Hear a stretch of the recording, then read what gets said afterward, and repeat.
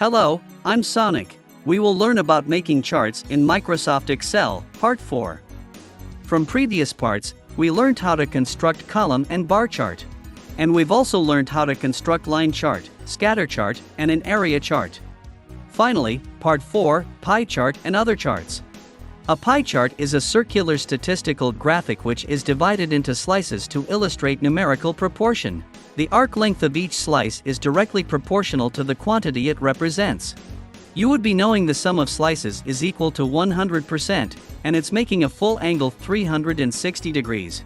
For 1%, you need to divide 360 by 100, we get an angle of 3.6 degrees. Can you realize how many equal slices is cut in pizza and cake using a knife?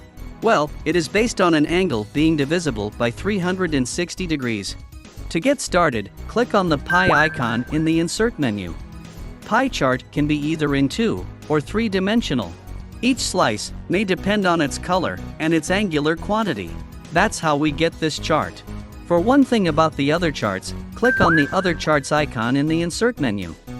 Then you can choose a graphical style, can be of stock, surface, donut, bubble, or radar. For example, let's take bubble chart.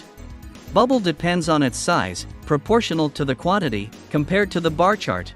Radar chart can show quantity radially. And donut chart can do the same thing with pie chart. So, we have covered up everything about making a statistical chart in this video. Like, comment, and subscribe now.